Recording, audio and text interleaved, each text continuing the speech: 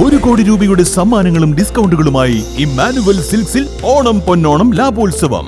ഓരോ പർച്ചേസിനും ലഭിക്കുന്ന സമ്മാന കൂപ്പൺ നറുക്കെടുപ്പിലൂടെ ദിവസവും നേടാം TV, fridge, washing machine, gold coin, gift voucher തുടങ്ങിയ നിരവധി സമ്മാനങ്ങൾ.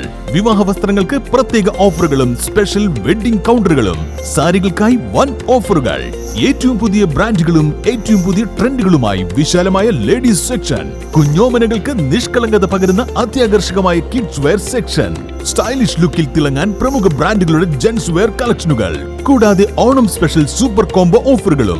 ഈ ഓണക്കാലം ഇമ്മാനുവൽ സിൽക്സിനൊപ്പം ആവട്ടെ. Emmanuel Silks, M space shopping centre, Mele Pattambi.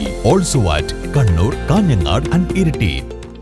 Thrissur medical college ക്യാമ്പസിൽ നിർമ്മാണത്തിലിരിക്കുന്ന അമ്മയും കുഞ്ഞും ബ്ലോക്കിൽ തീപിടുത്തമുണ്ടായതിനെ തുടർന്ന് ഫയർഫോഴ്സും നാട്ടുകാരും ചേർന്ന് അതിവേഗത്തിൽ രക്ഷാപ്രവർത്തനം നടത്തി.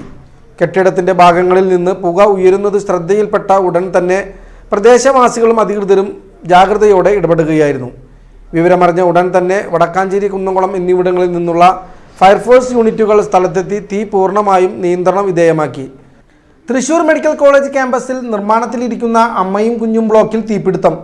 ഫയർഫോഴ്സും നാട്ടുകാരും ചേർന്ന് നടത്തിയ അതിവേഗത്തിലുള്ള രക്ഷാപ്രവർത്തനം വൻ ദുരന്തം ഒഴിവാക്കി. കെട്ടിടത്തിന്റെ ഭാഗങ്ങളിൽ നിന്ന് പുക ഉയരുന്നത് ശ്രദ്ധയിൽപ്പെട്ട ഉടൻ തന്നെ പ്രദേശവാസികളും അധികൃതരും ജാഗ്രതയോടെ ഇടപെടുകയായിരുന്നു.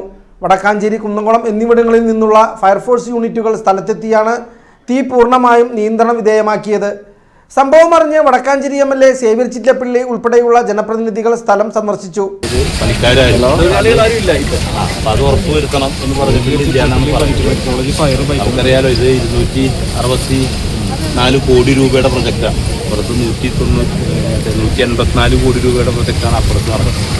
അപ്പോൾ എന്താ വെച്ചാൽ ഇത് ആശുപത്രി കെട്ടിടം മാത്രമല്ല, ആശുപത്രിയുടെ എല്ലാ എക്യുപ്മെൻറ്റ്സും, അതായത് ഫയർ സൈറ്റിംഗ് സിസ്റ്റം, AC, അതുപോലെ തന്നെ പിന്നെ വയറിങ്, മറ്റേ ഓക്സിജൻ സിസ്റ്റം, ഇതെല്ലാം ചേർന്നതാണ് കെട്ടിട നിർമ്മാണം. അപ്പോൾ അതിലൊക്കെ തന്നെ നിർമ്മാണ പ്രവർത്തനങ്ങൾ മുന്നോട്ട് പോയിക്കൊണ്ടിരിക്കുന്നത് ഇടയിലാണ് സംഭവിച്ചിട്ടുള്ളത്. അതൊക്കെ ഗൗരവപൂർവ്വം നോക്കുന്നുണ്ട്. ഈ സമയത്ത് തൊഴിലാളികളുണ്ടായിരുന്നോ?